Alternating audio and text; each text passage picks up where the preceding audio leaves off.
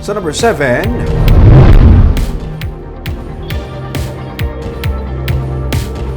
isa ka ido ang gintagbong sa sapa sa wala pa makilalaan nga rider. Iya ini nga ginhigot sa iya nga motor.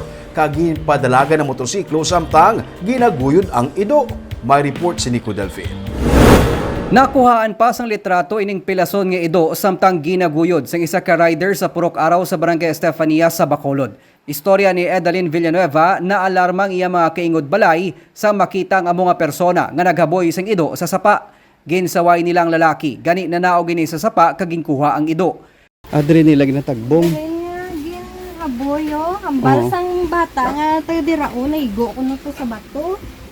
Buhi pang ido sang dali-dali nga ginigot ini sang lalaki sa iyang motorsiklo kaging guyod sa karsada samtang nagadalaga ng iya motor. Pang ido. Buwi, pato pagkita ko kaya bit ko ba laging liguan nila kay ligo ang Okay. kay galaklat pa man. Sino yung sa balayo?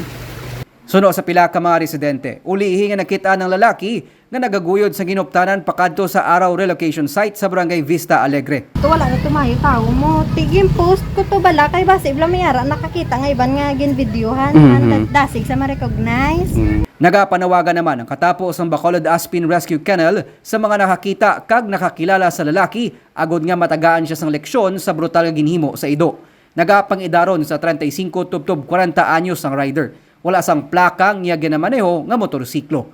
Nico Delfin para sa DG Cast Negros.